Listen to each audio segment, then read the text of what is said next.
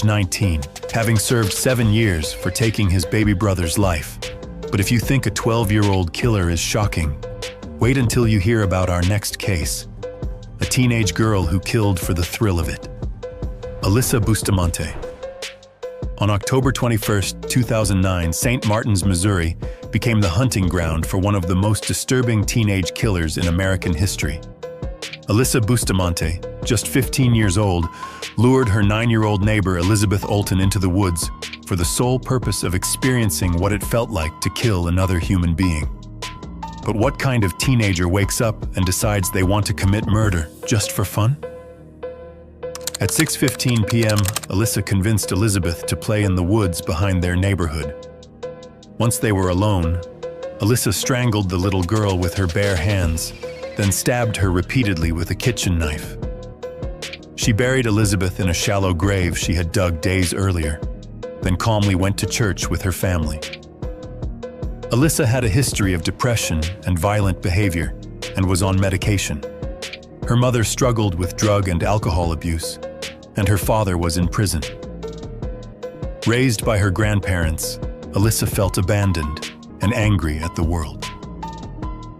When Elizabeth was reported missing, Alyssa joined the search parties, pretending to be concerned. But police quickly focused on her when they discovered she had dug holes in the woods just days before the murder. During interrogation, Alyssa initially denied everything, but when confronted with evidence, she broke down. "They knew you were going to kill her, and then you cut her throat." Yes. She described stabbing Elizabeth twice and admitted she killed her just to see what it felt like. Alyssa described the murder as a thrill killing in her diary, writing about how exciting it was to take another person's life. She showed no remorse, treating Elizabeth's death like an experiment. She pleaded guilty to second-degree murder to avoid a trial and was sentenced to life with the possibility of parole after 35 years in February 2012. In July 2024, her parole was denied, with her next hearing scheduled for 2029. The thrill killer remains behind bars, but our next case involves not one, but 3 teenage killers who committed an even more brutal crime. Russell Burrell. On July 30, 2012, Providence, Rhode Island exploded in violence when a teenage robbery turned into a massacre. Russell Burrell, just 16 years old, opened fire in a housing complex, killing 3 people in a matter of minutes. But how does a teenage robbery escalate into one of the state's most shocking triple murders? At 10:30 p.m., Burrell and his accomplices targeted 23-year-old Michael Martin, believing he had money and marijuana.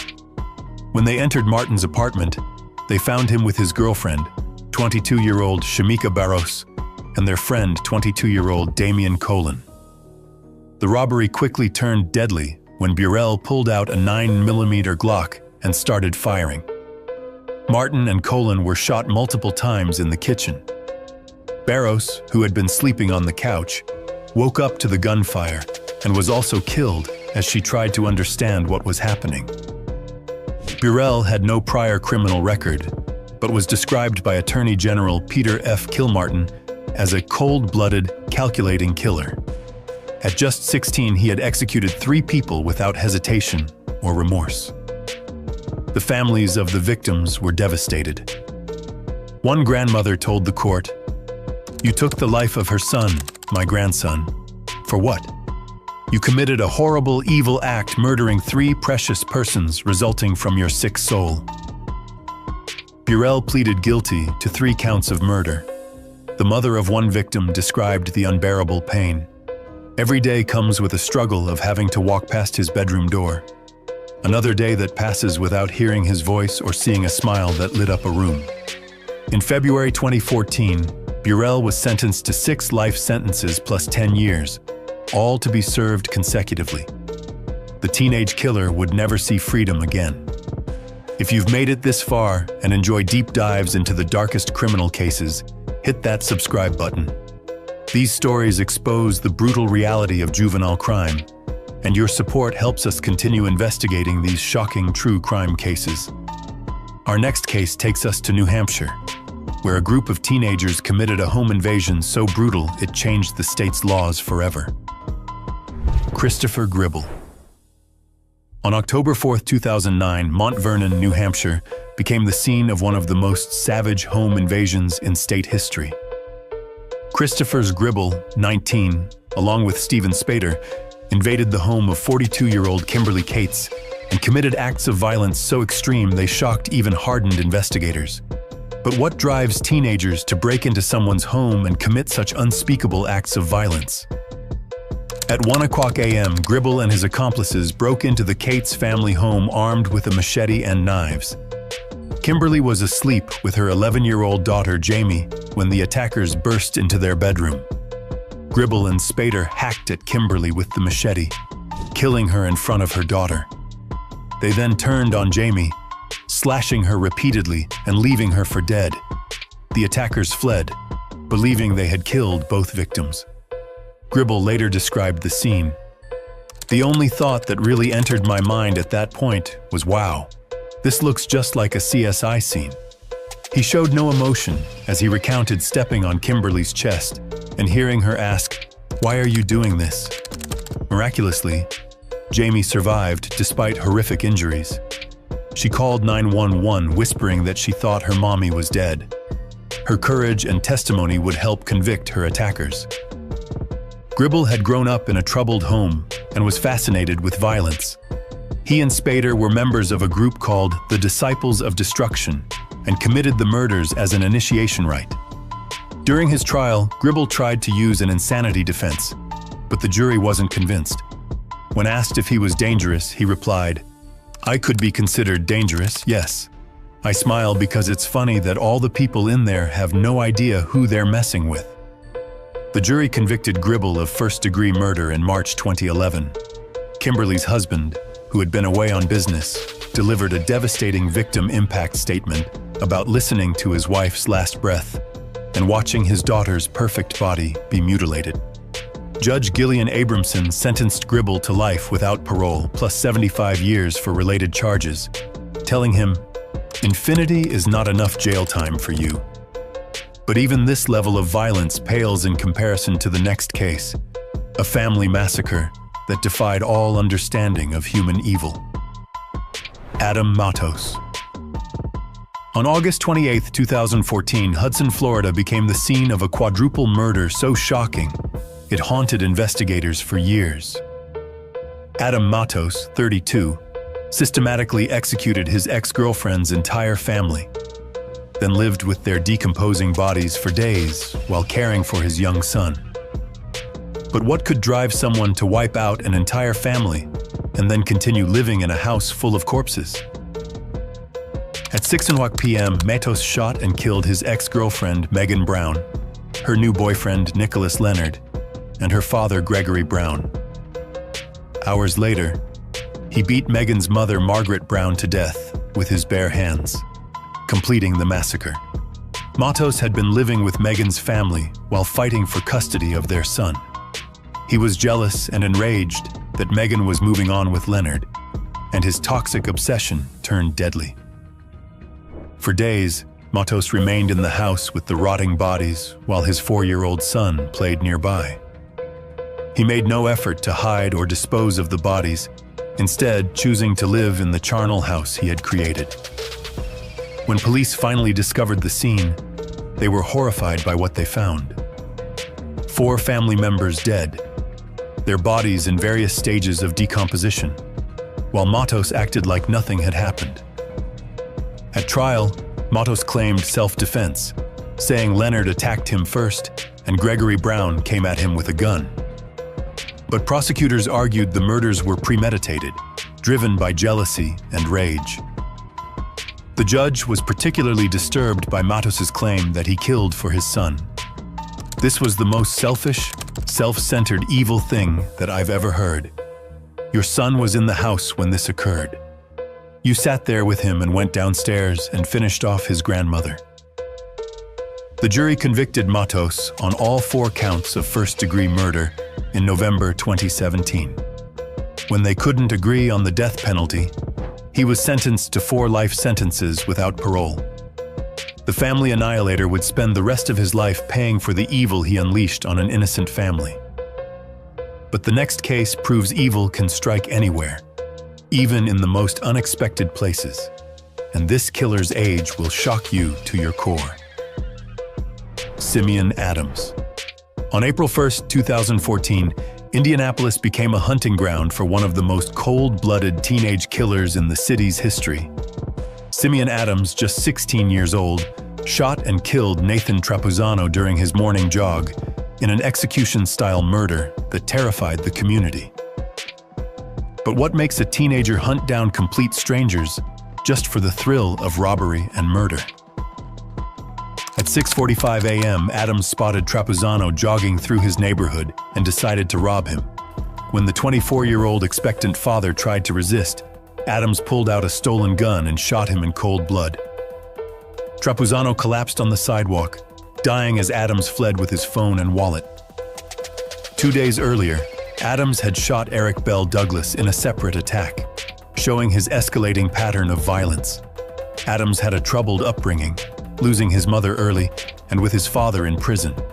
He was already on probation for battery and theft when he committed murder. Adams showed absolutely no remorse during his arrest or trial.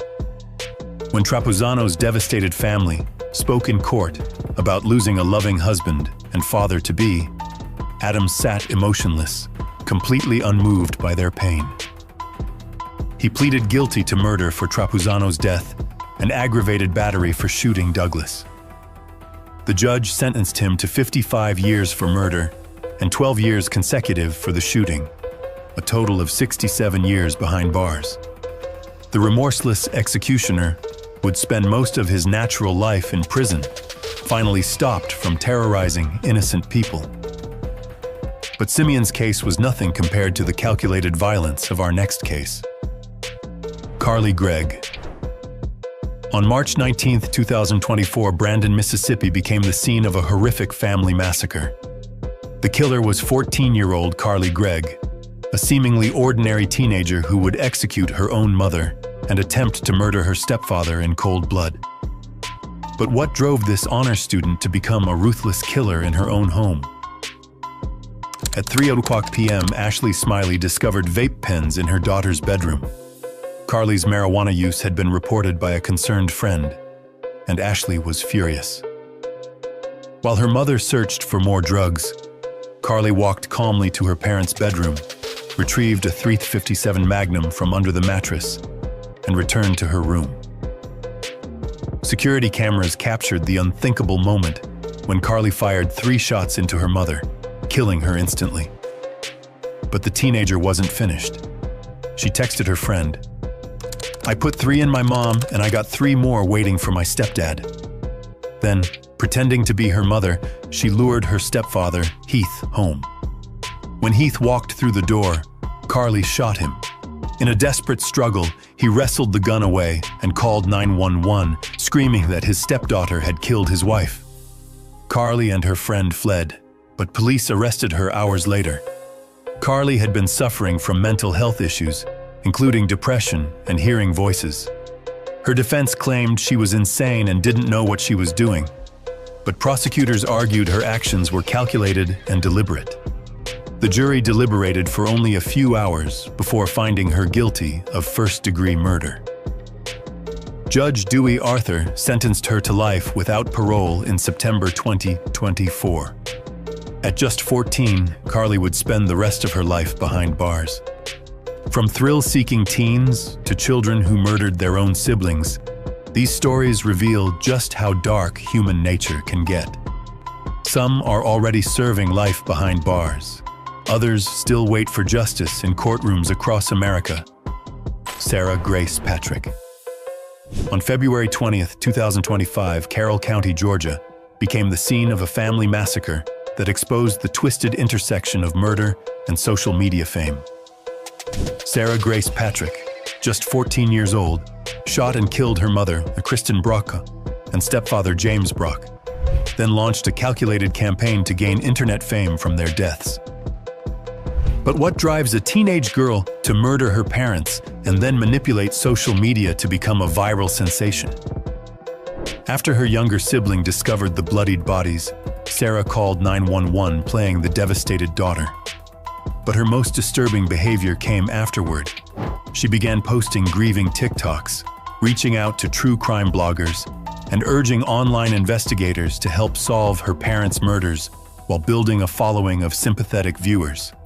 The investigation revealed Sarah had been researching how to monetize trauma content before the murders. She viewed her parents' deaths as content creation opportunities, studying social media algorithms and engagement strategies. Her posts carefully crafted a narrative of a tragic survivor deserving donations and support. Sarah was arrested on July 8, 2025, after investigators discovered her digital footprint contradicted her victim narrative. Search histories showed her researching murder methods alongside monetization strategies for trauma content, revealing the calculating mind behind her grief performance. The case remains pending trial. But online manipulation for fame pales in comparison to the face-to-face execution planned with military precision in our next case. Carly Gregg. On March 19, 2024, Brandon, Mississippi, became the scene of a family massacre that horrified seasoned detectives. Carly Gregg, just 14 years old, executed her mother and attempted to murder her stepfather with a chilling calculation that defied her age and shocked investigators with its methodical nature. But what drives a teenage girl to invite friends over to see her mother's corpse and casually ask if they're squeamish around dead bodies? When Ashley Smiley discovered vape pens in Carly's bedroom during a routine drug search, the 14-year-old calmly retrieved a .357 Magnum and fired 3 shots into her mother. Security cameras captured her deliberate movements as she methodically planned her next move. Then she texted her friend with bone-chilling casualness, "Are you squeamish around dead bodies?" After showing her friend the corpse, Carly crafted an elaborate trap for her stepfather, sending text messages pretending to be her mother. When Heath arrived, expecting to find his wife, Carly was waiting in ambush. She shot him while telling her friend, "I put 3 in my mom and I got 3 more waiting for my stepdad." Her casual attitude toward double murder demonstrated a level of detachment that stunned investigators. On September 20th, 2024, after less than 2 days of trial, Carly was convicted and sentenced to life without parole. The jury deliberated for less than an hour, rejecting her insanity defense after hearing evidence of her calculated planning and emotionless execution. The next case shows how some teenagers become so consumed with the idea of killing that they treat murder like a recreational activity. Alyssa Bustamante. On October 21, 2009, St. Martin's, Missouri, became a hunting ground for one of history's most psychologically disturbing teenage killers. Alyssa Bustamante, 15, lured 9-year-old Elizabeth Olton into the woods to satisfy her morbid curiosity about what it would feel like to take another human life. But what kind of teenager describes killing an innocent child as amazing in her diary and digs graves in advance like a seasoned predator? At 6:15 p.m., Alyssa approached Elizabeth with a friendly invitation to play in the woods, and the trusting child eagerly followed her older neighbor. Once isolated, Alyssa strangled Elizabeth and stabbed her repeatedly with a kitchen knife she had brought specifically for this purpose. The most chilling evidence came from Alyssa's own diary. "I just fucking killed someone. It was amazing." She described getting over any initial shock and finding the act of murder genuinely enjoyable, treating it like a successful experiment. Alyssa had prepared methodically, digging 2 graves in the woods days earlier. Her YouTube profile listed cutting and killing people as hobbies, and she posted photos covered in fake blood, showing her long-standing obsession with violence. After murdering Elizabeth, Alyssa buried the body and attended church with her family the next morning, singing hymns as if nothing had happened. When Elizabeth was reported missing, Alyssa joined search parties while knowing exactly where the body was buried, her performance convincing everyone of her innocence. Alyssa had been in her grandparents' custody since 2002, due to her parents' drug problems and had attempted suicide around 2007. Despite her troubled background, mental health experts agreed that her calculated planning and lack of remorse indicated something far more sinister than typical teenage rebellion. Sentenced to life with parole possibility, Alyssa was denied parole in July 2024, with her next hearing in 2029. But killing for personal satisfaction is nothing compared to the ultimate betrayal committed by lifelong friends in our next case. Shelia Eddy. On July 6, 2012, Star City, West Virginia, became the scene of ultimate betrayal when friendship turned deadly. Shelia Eddy, 16, murdered her best friend Skylar Neese for the most trivial reason imaginable. She simply didn't want to be friends anymore and feared exposure of her secret. At 12:30 a.m., Shelia and Rachel Shoaff picked up their trusting friend Skylar from her bedroom window for what Skylar believed would be a fun night out. The three girls had been inseparable since age 8, sharing countless memories and deep bonds of childhood friendship. Instead of driving to their usual hangouts, Shelia deliberately drove to a pre-selected secluded area in Pennsylvania. On the count of 3, both girls began stabbing Skylar repeatedly until she collapsed and died, her final moments filled with confusion and betrayal by her closest friends. For months afterward, Shelia maintained an Academy Award-worthy performance. She helped distribute missing person flyers, organized search parties, comforted Skylar's devastated parents, and even appeared on local news, making tearful pleas for her best friend's safe return. Shelia's social media activity was particularly disturbing. She tweeted messages about missing Skylar, shared memories of their friendship, and expressed hope for her safe return. She attended vigils and memorial services, playing the grieving friend, while knowing exactly what had happened to Skylar. The motive was revealed when Rachel confessed. They killed Skylar because they didn't want to be friends with her anymore. Shelia and Rachel were secretly romantically involved and feared Skylar might expose their relationship, so they chose murder over honest conversation. Shelia was sentenced to life with parole eligibility in May 2028. Throughout the investigation and trial, she showed no remorse, never publicly apologized, and maintained her cold, calculating demeanor that chilled everyone who encountered her. Our next case involves the same murder, but shows how one accomplice took a dramatically different psychological path. Rachel Shoaff. In the same brutal West Virginia murder that shocked the nation, Rachel Shoaff, 16, was Shelia Eddy's partner in killing their mutual best friend Skylar Neese, but displayed a completely different psychological response that would ultimately expose their crime. But what makes one teenage killer eventually confess and show apparent remorse while her partner maintains cold indifference? Rachel participated fully in the murder, helping lure Skylar to her death and assisting in burying the body. Like Shelia, she initially helped with the cover-up, distributing missing person flyers and comforting Skylar's family while hiding their involvement. However, Rachel's psychological makeup proved fundamentally different from her partner's. She began suffering severe anxiety attacks, panic episodes, and what appeared to be genuine guilt over their actions. Unlike Shelia's emotional detachment, Rachel claimed to have immediately felt remorse after the murder. The case finally broke when Rachel suffered a complete mental breakdown and confessed to the murder in January 2013, leading investigators to Skylar's remains. Her confession revealed shocking details about their planning and the trivial motive behind their friend's death. Rachel described crying and vomiting immediately after the killing, while Shelia remained emotionally detached and focused on maintaining their alibi. This psychological difference became crucial evidence in understanding the dynamics of their deadly partnership.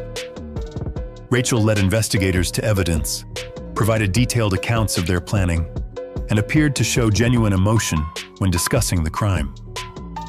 She pleaded guilty to second-degree murder and was sentenced to 30 years with parole eligibility after 10 years.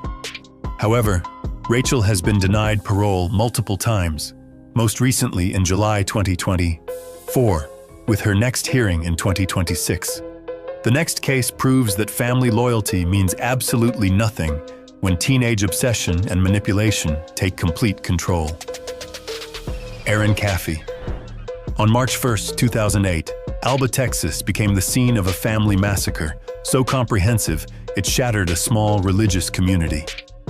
Erin Caffey, 16, orchestrated the systematic murders of her mother and innocent younger brothers because her strict Christian parents had the audacity to disapprove of her relationship with an older, inappropriate boyfriend. But what kind of teenage girl provides detailed murder plans, family schedules, and architectural drawings to ensure her loved one's complete extermination while she waits outside listening to their dying screams? At 3:00 a.m., Erin's boyfriend Charlie Wilkinson and armed accomplices crept into the Caffey family home carrying swords and guns, along with detailed plans Erin had provided. She had given them precise information about sleeping arrangements, daily routines, and optimal timing for maximum efficiency. The attack was swift and merciless. Her mother, Penny, was nearly decapitated with a samurai sword, the blade cutting so deeply it almost severed her head completely. Blood splattered across walls and the ceiling as the violence reached unimaginable levels. Brothers Matthew, 13, and Tyler, 8, were shot multiple times at point-blank range as they slept peacefully, never having a chance to defend themselves or understand what was happening. The young boys died in terror and confusion, calling out for parents who could no longer help them. The Caffey family were devout Christians who attended Miracle Faith Baptist Church, where Terry served as youth pastor and Erin sang in the choir. They had homeschooled their children to protect them from negative influences, never imagining the greatest evil would come from within. After ensuring all family members were dead, the killers set the house on fire to destroy evidence. Erin waited outside during the entire massacre, showing no emotion as her home became her family's tomb. Miraculously, Father Terry survived despite multiple gunshot wounds and identified Erin as the mastermind. He crawled from the burning house to a neighbor's home, immediately implicating his daughter in the murders. During interrogation, Erin showed no remorse for her mother and brother's deaths, appearing more concerned about her boyfriend's fate. Her lack of emotion stunned investigators who couldn't comprehend such callousness. Sentenced to 2 life sentences plus 25 years, Erin won't be eligible for parole until 2049. But systematic family annihilation is nothing compared to the prolonged sadistic torture motivated by petty teenage jealousy. Brittany Miller. On March 24, 2010, Pensacola, Florida became the scene of torture so prolonged and brutal it challenged investigators' understanding of human cruelty. Brittany Miller, 16, actively participated in the systematic torture and murder of 19-year-old Adriana Zimmerman over nothing more than jealousy about a boyfriend's affections. The torture began when Brittany discovered that Adriana had been romantically involved with a boy she liked. Rather than handling this typical teenage rivalry through normal means, Brittany enlisted her mother and neighbor in an elaborate plot to make Adriana suffer in unimaginable ways. They lured Adriana to their home under false pretenses, then began hours of systematic torture. They beat her repeatedly with a crowbar, breaking bones throughout her body while Adriana begged them to stop and tried to understand why this was happening. When beatings weren't enough, they escalated by shocking her repeatedly with a stun gun, causing convulsions and burns while they watched and laughed. The electrical torture was applied to maximize pain while keeping her conscious to experience every moment of agony. The most horrific part came when they doused Adriana with gasoline and set her on fire, watching as flames consumed her skin. Her screams were so piercing that neighbors houses away could hear them, though none realized the true horror occurring. Adriana somehow survived the initial burning, but died 16 days later from complications. her suffering was prolonged far beyond the torture session, as burns covered most of her body and internal injuries caused organ failure. Brittany actively participated with enthusiasm, seeking her mother's approval through increasingly violent acts. Witnesses described her as excited and engaged, genuinely enjoying Audriana's pain rather than participating reluctantly. Born June 2, 1993, Brittany had experienced childhood trauma including abuse and abandonment. However, experts agreed her background couldn't excuse the sadistic cruelty she displayed during the torture. Despite being juvenile, she was sentenced to life in prison, upheld in 2017 and 2019. Our next case demonstrates how manipulation and greed can drive a teenager to orchestrate the murder of the parent who loved her most.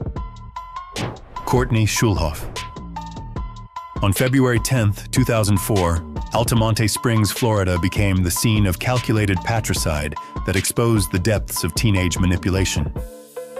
Courtney Schulhoff, 16, orchestrated her devoted father's brutal murders because he had the audacity to try protecting her from a relationship with a much older criminal boyfriend. At 11:30 p.m., Courtney's boyfriend, Michael Morin, crept into their home carrying a baseball bat she had specifically selected for the murder. She had spent weeks providing detailed information about Stephen's sleeping habits, daily routines, and optimal timing for an undetected attack. Stephen Schulhoff was a devoted single father who had raised Courtney alone after his divorce, working multiple jobs to provide for her needs. He sacrificed his own happiness and social life to ensure she had opportunities, private schooling, and material advantages many families couldn't afford. Stephen's only crime was attempting to protect his daughter from Michael Morin, a homeless car thief 5 years older with extensive criminal records. When Stephen discovered the inappropriate relationship and tried to end it, Courtney decided her father had to die rather than lose her criminal boyfriend. The murder was particularly savage and prolonged. Morin attacked Stephen with the baseball bat as he slept, striking repeatedly in the head and body. The violence was so extreme that blood splattered across bedroom walls and ceiling, and Stephen's skull fractured in multiple places. During the prolonged beating, Courtney waited in another room, listening to sounds of her father being murdered while showing no emotional reaction. Her complete indifference to his suffering demonstrated absence of conscience or human empathy. After confirming Stephen was dead, they drove to McDonald's and ate calmly, as if returning from a normal date. Their behavior immediately following the murder showed complete absence of remorse or recognition of what they had done. The original plan involved disposing of Stephen's body by throwing it from a bridge into a river, making his death appear to be a disappearance rather than murder. However, they were arrested before implementing this additional deception. Initially, Courtney claimed Morin acted independently, and she had no knowledge of any murder plot. However, evidence, including her purchase of the murder weapon, proved she was the mastermind behind her father's death. Originally sentenced to life without parole, Courtney was resentenced to 40 years in 2017 due to juvenile sentencing law changes. The father killer chose a homeless criminal over the parent who had sacrificed everything for her future. If you've made it this far and crave the darkest criminal truths, hit the subscribe button. Your support keeps us digging deeper. But patricide motivated by selfish romance is nothing compared to America's first school shooting that changed the nation forever. Brenda Spencer. On January 29, 1979, San Diego became the scene of America's first modern school shooting that fundamentally changed the nation. Brenda Spencer, 16, opened fire on Cleveland Elementary School, killing 2 adults and injuring 9 others in an attack that established a horrifying template copied by countless killers for decades. At exactly 8:30 a.m. on a Monday morning, as students and teachers arrived for a normal day, Brenda positioned herself at her bedroom window directly across from the school and began systematically firing. Her elevated position provided clear views of the playground and entrance where children were most vulnerable. Brenda's first intentional target was 9-year-old Cam Miller, whom she shot simply because he wore blue clothing, her least favorite color.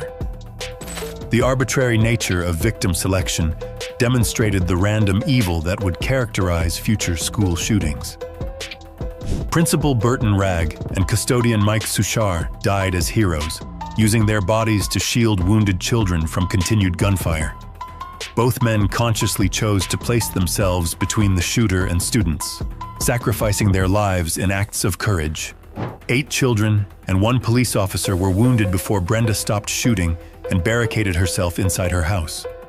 The victims suffered injuries ranging from minor wounds to life-changing disabilities that would affect them forever.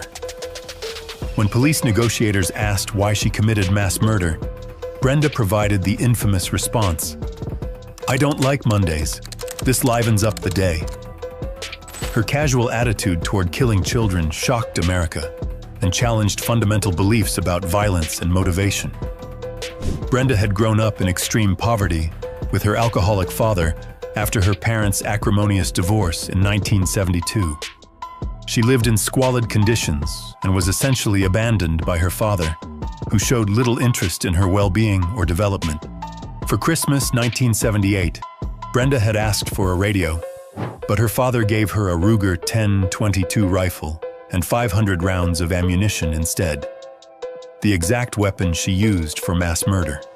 Her later reflection, "I asked for a radio and got a rifle." During decades of incarceration, Brenda has repeatedly scratched, unforgiven, and alone into her own skin, demonstrating ongoing psychological issues and self-destructive tendencies that suggest continued danger. Sentenced to 25 years to life, Brenda has been denied parole at every hearing, most recently in February 2025. The school shooter remains caged for pioneering mass murder in American education. But even this historic act of terrorism pales compared to the pure evil displayed in our final case. Sharon Carr. In June 1992, Camberley, Surrey became the hunting ground for what criminologists consider Britain's most evil teenage killer. Sharon Carr, just 12 years old, murdered 18-year-old Katie Ratcliffe by stabbing her 32 times in an unprovoked sexual attack, so savage it earned her the nickname, the Devil's Daughter. At 11:30 p.m. on June 7, 1992, Katie Ratcliffe was walking home from her restaurant job, following the same safe route she had taken hundreds of times. She was a responsible young woman, earning money for her education, with no way of knowing a 12-year-old predator was stalking her through the darkness. Sharon attacked without warning, provocation, or rational motive, launching into a frenzied assault that was clearly sexual in nature. She stabbed Katie more than 30 times, deliberately prolonging the attack and inflicting wounds that showed she took time to torture her victim before delivering fatal blows. The murder went unsolved for 2 years, while Sharon continued normal school activities, maintaining perfect appearances while harboring her murderous secret. Her ability to compartmentalize and hide her true nature was extraordinary and deeply disturbing. The case broke when Sharon viciously attacked another student in June 1994, then began boasting about the earlier murder and revealing disturbing diary entries detailing her ongoing fantasies about the killing. The most psychologically disturbing evidence came from Sharon's diary. "If only I could kill you again. I promise I would make you suffer more this time, you fucking slag. Your terrified screams turned me on." The sexual gratification she derived from murder horrified investigators and mental health professionals. Sharon was born in Belize on December 21, 1979, and moved to England in 1986. Her childhood involved extreme poverty and witnessing her mother pour boiling oil on her stepfather during domestic violence. But even this traumatic background couldn't explain her level of evil. Sharon's dangerous behavior has continued and escalated during incarceration. She has repeatedly attacked prison staff and inmates, claimed to believe she's a reptilian creature rather than human, and once tried cutting herself to check if she would bleed like a person. Most chilling, Sharon carved Katie's name into her skin and has repeatedly expressed detailed desires to kill again. Prison psychiatrists describe her as one of the most dangerous individuals they've encountered, noting her complete absence of empathy and ongoing violent fantasies. Convicted in 1997 and sentenced to life with a minimum of 14 years, Sharon was denied parole in August 2023. Prison officials noted she continues to represent extreme danger to public safety, with no recent updates indicating any possibility of release. These girls may have been young, but their crimes left scars that time will never heal. Tristan Noah Borlaz. On April 10, 2019, Deep Gap, North Carolina, became the scene of a family massacre that would shock investigators to their core. The killer was Tristan Noah Borlaz, a 17-year-old who had just been punished for a poor school report, suggesting he might not graduate. What followed was an act of violence so calculated it defied comprehension. But what drove this teenager to transform a simple punishment into a double homicide? The Borlaz family was deeply religious, with Tanya Mae Borlaz known for her strict parenting and unusual behaviors, including screaming at art pieces she believed were demonic. She would lecture Tristan for hours at night, creating a suffocating atmosphere in their home with 8 children, including foster kids. The academic pressure and religious extremism created a powder keg waiting to explode. On that fateful day, Tristan stabbed his mother Tanya multiple times, also strangling her and striking her with blunt force. His father, Jeffrey David Borlaz, 43, was stabbed multiple times outside their home. The teenager then attempted to conceal the bodies and clean the crime scene, showing a chilling level of premeditation that suggested this wasn't a momentary loss of control. Tristan was caught the next day in Tennessee, driving his father's truck with blood on his clothing, alongside a female companion named Evelyn Faith Jackson. Evidence included surveillance footage and digital communications that revealed the full scope of his planning. On March 2, 2022, after a 2.5-week trial, Tristan was convicted of 2 counts of first-degree murder. Judge Greg Horn sentenced him to 2 consecutive life sentences without parole on March 3, 2022. The sentence was upheld by the North Carolina Court of Appeals in January 2024, ensuring this teenager will never taste freedom again. He remains in a North Carolina state prison, where he will spend the rest of his life paying for those few minutes of rage. But our next case proves that some teenagers can commit the unthinkable and still find ways to celebrate. Tyler Hadley. On July 16, 2011, Port St. Lucie, Florida, witnessed one of the most disturbing crimes in recent memory. The perpetrator was Tyler Hadley, a 17-year-old who bludgeoned his parents, Blake and Mary Jo Hadley, to death with a hammer, then did something that shocked even hardened investigators. He threw a party over their corpses. But what kind of teenager kills his parents, then invites friends over to celebrate? Tyler had a history of drug use, criminal behavior including arson and vandalism, and ongoing conflicts with his parents who wanted to enroll him in drug treatment. On that fateful Saturday night, those tensions reached a deadly crescendo. His parents' decision to send him to rehab felt like the ultimate betrayal to a teenager already spiraling out of control. After murdering Blake Hadley, 54, and Mary Jo Hadley, 47, Tyler spent 3 hours methodically cleaning up the scene. He then posted on Facebook, inviting friends to a party at his house. What his guests didn't know was that his parents' bodies were hidden in the master bedroom, just down the hall from where they were drinking and laughing.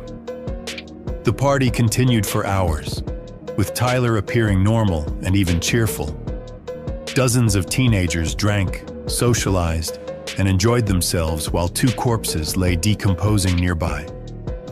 But as the night wore on, the weight of his crimes began to show. Tyler confessed to his friend Michael Mandel during the party, who initially didn't believe him until Tyler showed him the bodies. Mandel waited 4 agonizing hours before calling police, leading to Tyler's arrest early the next morning. Tyler pleaded no contest to 2 counts of first-degree murder in February 2014. Initially sentenced to life without parole, his sentence was later reduced due to juvenile sentencing reforms, and he was resentenced to life with review after 25 years on December 20, 2018. He remains incarcerated at Gulf Correctional Institution, where he gave an interview in November 2024 discussing his crimes, showing little remorse for the lives he destroyed. Our next case takes us to Michigan, where a family gathering became a scene of unimaginable carnage. Seth Privacki. On November 29, 1998, Muskegon, Michigan became the site of a Thanksgiving massacre that would haunt the community forever. The killer was Seth Privacki, an 18-year-old who used a .22 caliber Ruger to execute 5 family members during what should have been a peaceful holiday gathering. This wasn't a moment of rage. It was systematic extermination that turned gratitude into grief. But what could drive a teenager to slaughter his entire family on Thanksgiving?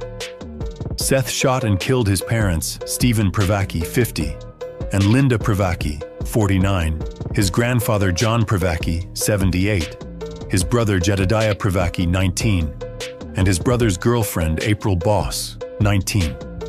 Each victim was killed execution-style during a delayed Thanksgiving gathering, turning a day of gratitude into a nightmare of blood and terror. The methodical nature of the killings suggested a complete break from reality. The motive remains unclear, though investigators found evidence of family disputes and control issues. Seth had a history of juvenile theft charges and was on antidepressants, suggesting underlying mental health and substance abuse issues. But nothing in his background prepared anyone for the scale of violence he would unleash. Family members described him as quiet and withdrawn, giving no warning of the monster lurking beneath. Seth was caught the next day, November 30, 1998, after being spotted running from a barn. When confronted by police, he immediately confessed to the murders, showing no remorse for wiping out nearly his entire bloodline. His friend Stephen Clayton Wallace was initially charged with helping dispose of the weapon, but was later acquitted. Seth pleaded no contest and was convicted of 5 counts each of first-degree murder and felony firearm charges. On May 27, 1999, he was sentenced to life without parole. But Seth's story didn't end in prison. On July 15, 2010, he was killed during a failed escape attempt at Kinross Correctional Facility, meeting a violent end that mirrored the carnage he had created 12 years earlier. The next case shows us how academic pressure and family expectations can create a perfect storm of deception and murder. Jennifer Pan.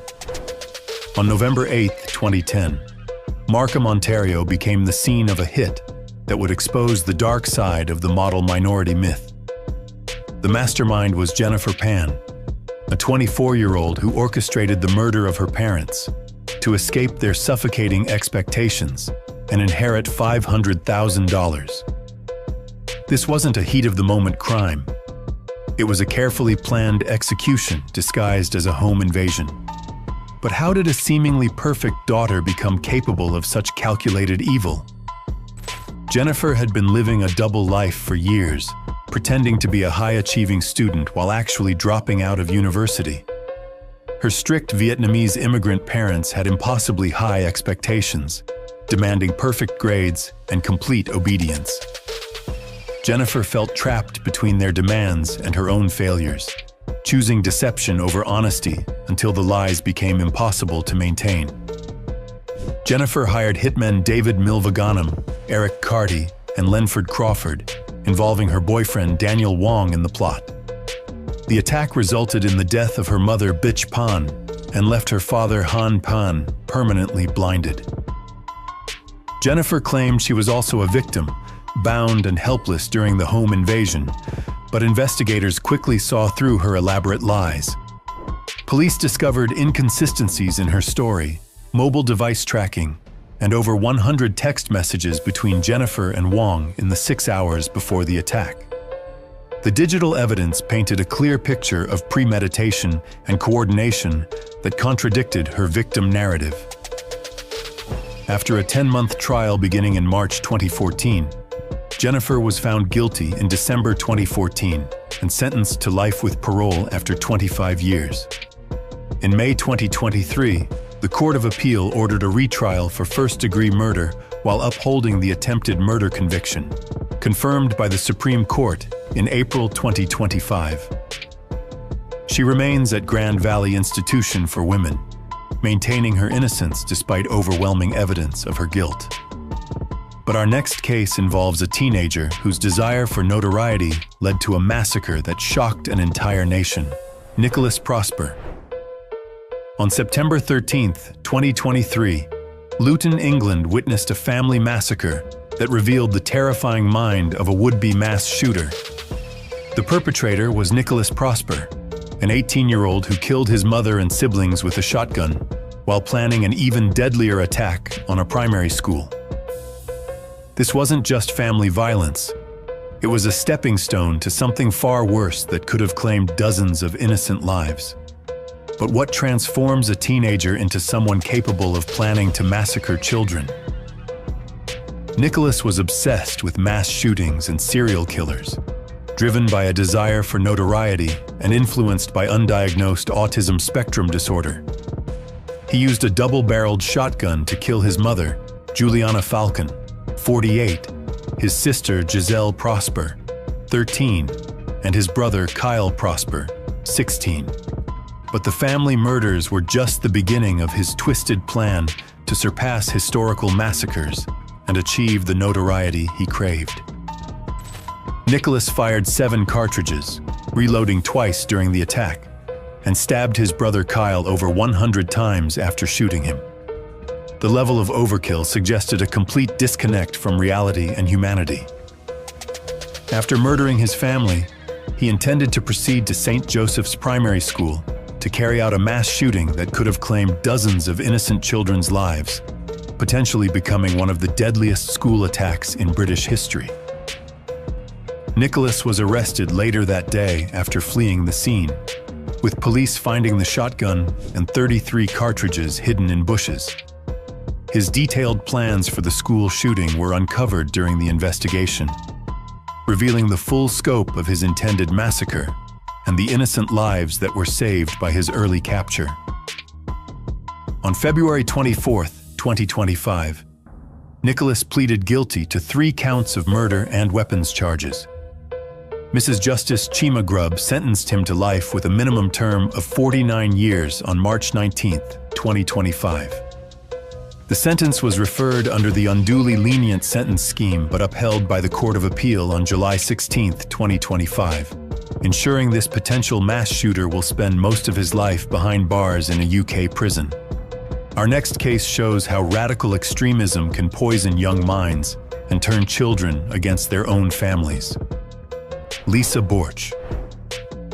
On October 8, 2014, Kvissel, Denmark became the scene of a murder that would expose the reach of ISIS propaganda into European homes. The killer was Lisa Borch, a 15-year-old who stabbed her mother at least 20 times with the help of her 29-year-old boyfriend. This wasn't typical teenage rebellion. It was radicalization turned deadly, showing how online extremism can corrupt young minds. But how did a Danish teenager become so influenced by terrorism that she would kill her own mother? Lisa had become obsessed with ISIS after watching beheading videos online, including footage of British hostages being executed. Her boyfriend, Bakhtiar Mohammed Abdullah, was an Iraqi refugee who fed her extremist ideology. Together, they planned to join ISIS in Syria after eliminating what they saw as obstacles, starting with Lisa's mother, who opposed their relationship. Lisa and Abdullah stabbed her mother, Tina Romer Holtegard, 40, with a kitchen knife during a brutal attack in their family home. The violence was extreme and prolonged, with at least 20 stab wounds inflicted on the victim. After the murder, Lisa called police claiming a white man had run away, a calculated lie designed to deflect suspicion and frame an innocent person. Lisa's chilling indifference during questioning and computer evidence showing her consumption of ISIS propaganda led to her arrest. The digital trail revealed the extent of her radicalization and the methodical planning that went into the murder. In September 2015, both Lisa and Abdullah were found guilty of murder by a court in Joring, though the court couldn't determine who delivered the fatal wounds. Lisa was sentenced to 9 years, the first year in juvenile detention and the remaining 8 in prison, while Abdullah received 13 years and deportation. The sentences were upheld on appeal in January 2016. Lisa was likely released in 2024 after serving her full sentence, returning to society with blood on her hands. The next case shows how modern technology and gaming addiction can warp a teenager's mind into something truly dangerous. Daniel Petrick. On October 20th, 2007, Brighton Township, Ohio became the scene of a family shooting that would spark national debates about video game violence. The shooter was Daniel Petrick, a 16-year-old who killed his mother and critically wounded his father after they confiscated his copy of Halo 3. This wasn't just teenage anger. It was an addiction turned lethal that would destroy a family forever. But how could a video game drive a seemingly normal teenager to commit such horrific act? Daniel was described as a normal, happy teenager with no prior psychological problems or criminal record. His father, Mark, was a Pentecostal minister, and the family was deeply religious. But everything changed when Daniel contracted a staph infection and became housebound, discovering the violent video game Halo 3. He became severely addicted, playing up to 18 hours a day without eating or sleeping, which alarmed his parents. When his parents confiscated the game due to its violent content and adult rating, Daniel's obsession turned murderous. He used his father's 9mm Taurus PT-92 handgun to shoot his mother Susan multiple times, killing her, and critically wounded his father Mark with shots to the head, arms, and chest. The violence was calculated and premeditated. Daniel had taken the lockbox key earlier to access the weapon. After the shooting, Daniel attempted to stage the scene as a murder-suicide by placing the gun in his father's hand, then fled in the family minivan with his precious video game. He was caught during a police chase when he lost control of the vehicle. His sister Heidi had discovered the scene and called 911, while his surviving father identified Daniel as the shooter from his hospital bed. Daniel was tried as an adult from December 15th, 2008, with his defense arguing insanity due to video game addiction. The court rejected this defense, and on June 23, 2009, Daniel was sentenced to life in prison with parole eligibility after 23 years. He remains incarcerated at Grafton Correctional Institution in Ohio, eligible for parole in 2030. Remarkably, his father Mark publicly forgave him, reflecting their family's deep religious faith even in tragedy. But our next case reveals how twin bonds can become twisted into something far more sinister and deadly. Jasmiyah and Tasmiyah Whitehead. On January 13, 2010, Conyers, Georgia witnessed a matricide that would shock the nation with its brutality and the age of its perpetrators. The killers were Jasmiyah and Tasmiyah Whitehead, 16-year-old twins who beat and stabbed their mother to death during a family fight. This wasn't a planned murder. It was an explosion of family tension that turned lethal when sisterly solidarity became a weapon. But what could drive twin sisters to collectively turn on their own mother with such violence? The twins had a tumultuous relationship with their mother, Jarmeka Nikki Whitehead, 34, marked by ongoing family tensions and their mother's strict control. After living with their great-grandmother for years, they had recently been returned to their mother's custody against their wishes, creating a powder keg of resentment and conflict. The forced reunion became a death sentence, During the violent confrontation that started over being late for school, the twins beat their mother with a vase and stabbed her multiple times. The attack was so brutal that bite marks were found on their mother's body, evidence of the desperate struggle that took place. The crime was classified as a crime of passion, but the level of violence suggested deep-seated rage that had been building for years. Initially, the twins claimed they had found their mother dead when they came home from school. They even called 911, crying and screaming about the discovery.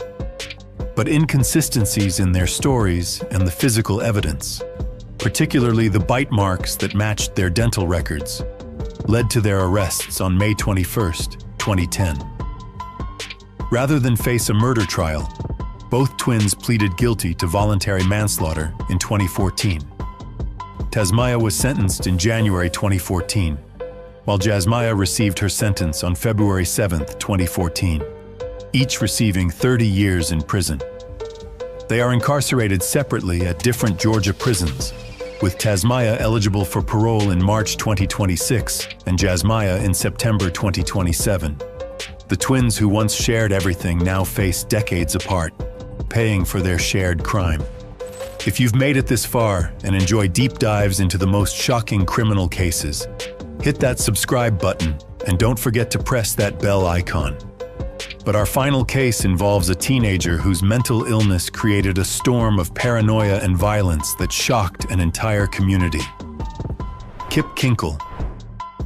On May 20, 1998, Springfield, Oregon became ground zero for a massacre that would forever change how we view juvenile violence. The perpetrator was Kip Kinkle, a 15-year-old who shot his parents at home, then walked into Thurston High School the next day and opened fire on his classmates. This wasn't just a school shooting. It was a family annihilation followed by attempted mass murder that could have claimed dozens more lives. But what transforms a teenager into someone capable of killing everyone closest to him? Kip suffered from undiagnosed paranoid schizophrenia, experiencing hallucinations and delusions that convinced him his actions were necessary. He had been expelled from school for bringing a stolen handgun to campus, creating additional stress and shame. The combination of untreated mental illness and academic failure created a perfect storm of violence that would devastate multiple families. On May 20th, Kip shot and killed his parents, Bill and Faith Kinkle, at their family home. But rather than flee or surrender, he made a decision that would terrorize an entire community.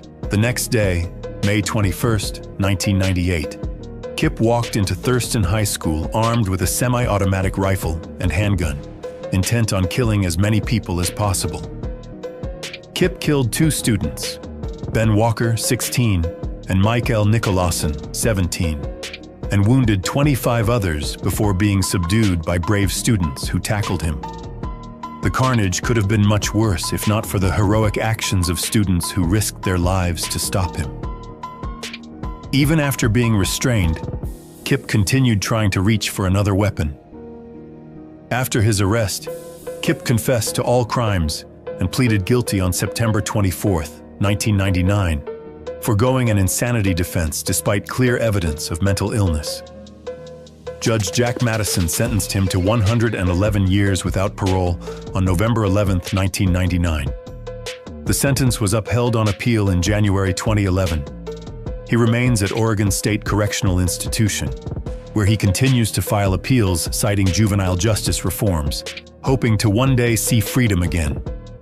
These stories reveal the terrifying truth about juvenile violence, that age is no barrier to evil, and that the most dangerous predators can sometimes be found in our own homes.